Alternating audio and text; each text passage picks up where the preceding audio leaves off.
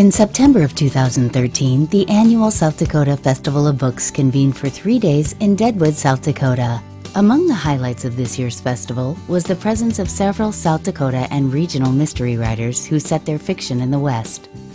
Sandra Brannon, a South Dakota writer based in Rapid City, was a featured author. She's created a heart-pounding mystery thriller series around Liv Bergen, a woman who embodies the values of Western culture. The spirit of South Dakota is alive and well in all ages, and I really try to put all of that into Liv Bergen.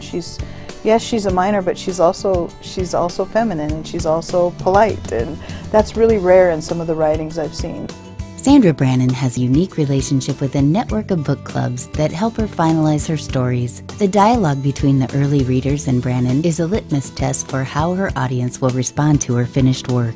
On the first book, I went to many book clubs across the country, but one of them was in Buffalo, South Dakota, and those ladies had told me a story, a thing or two about how I didn't represent the women of South Dakota well. There's a scene in the first book where a man walks by her window and all you see is his legs because it's in a basement.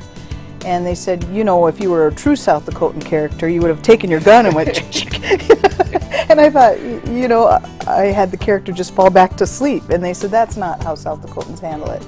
So what I started doing is ever since then, I've let a book club read the book before I turn it into the publisher. And so this one, I had 48 book clubs across the country asked to read it.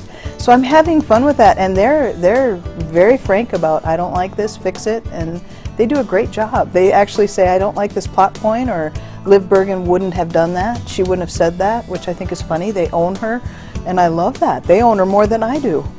Ms. Brannon's work is steeped in the tradition and culture of West River. She playfully draws on the differences between the two regions of South Dakota to challenge all South Dakotans to support the Festival of Books.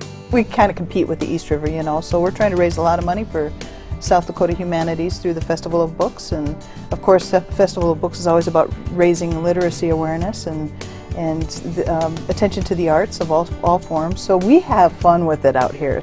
Want to learn more, read other author interviews, or become involved? Go to sdbookfestival.com and sign up to receive news of the upcoming book festival September 26th through the 28th in Sioux Falls.